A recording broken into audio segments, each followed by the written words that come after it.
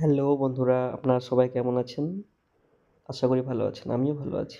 আমার এই ছোট্ট মিনি ব্লগে আপনাদের স্বাগত জানাই। আজকে যাচ্ছিলাম মুর্শিদাবাদ আমার একটা ভাগ্নির বিয়েতে। ১ম ১৫ মাইল পার করার পর এই ফাঁকা মাঠটি পড়ল। এত সুন্দর প্রাকৃতিক পরিবেশ, যদিও আজকের ওয়েদারটা একটু মেঘলা ছিল। আমি যখন ভিডিওটা করি তখন অনেকটাই মেঘলা ওয়েদার, কিন্তু আমি যাচ্ছিলাম ঠিক বিকেল ৩টের সময়। ফাঁকা মাঠ, মাঠের চারিদিক দেখুন শুধু পেঁয়াজের জমি। তাই বাইকে যাচ্ছিলাম, যদিও ভয় লাগছিল, তবুও বাইক চালাতে চালাতেই ছোট্ট এই ভিডিওটা নিয়ে নিলাম।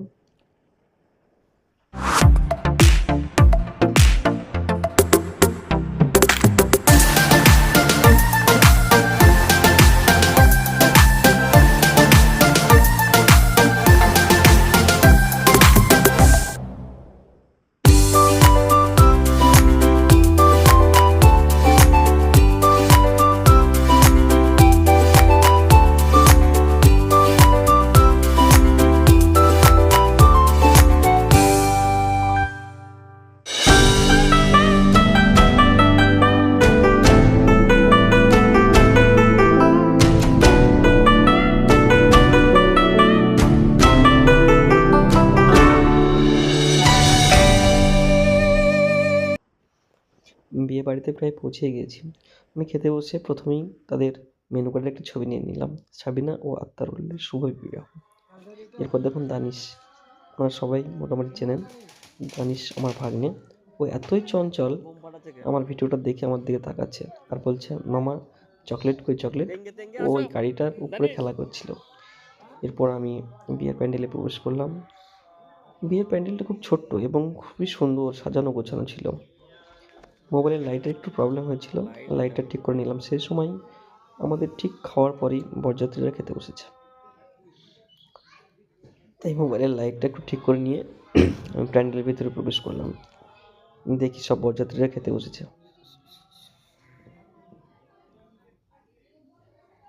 ওদিকে ক্যাটারার ভাই আবার আমার ভিডিও করাটা দেখছে, দেখে বলছে, ভাই আপনার মোবাইল খুব সুন্দর ভিডিও আসছে।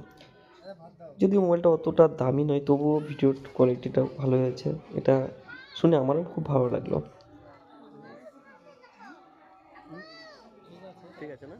তাই ক্যাটারাররা সুন্দর পরিবেশনা করছেন। ওখান থেকে আমি আবার বাইরে চলে আসলাম। প্যান্ডেল থেকে বাইরে প্রবেশ করছি, আবার দেখছি দানিশ ওখানেই দাঁড়িয়ে আছে।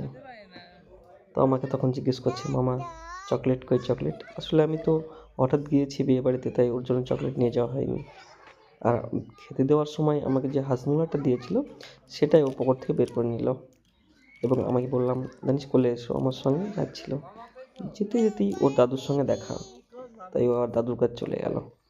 দাদুর কাছে গিয়ে ওই যে হাজমোলার প্যাকেটটা ওর হাতে, আমি বলছি, দানিশ একটা হাজমোলা দাও।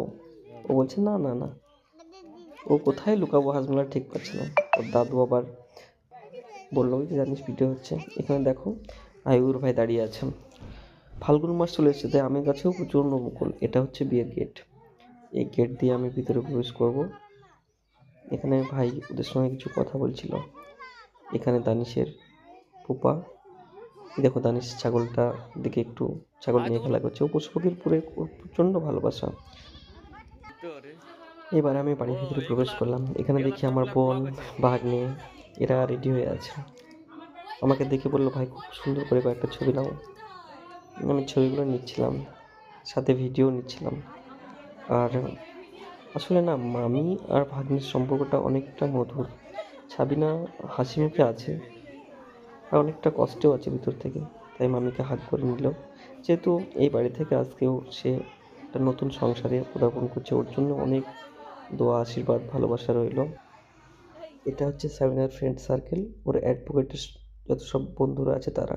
আর এটা হচ্ছে বরমশাই, আমরা যার জন্য অনেক অপেক্ষা করছিলাম। সবাইকে আমার এই মিনি ব্লগ দেখার জন্য অসংখ্য ধন্যবাদ। ভালো থাকবেন।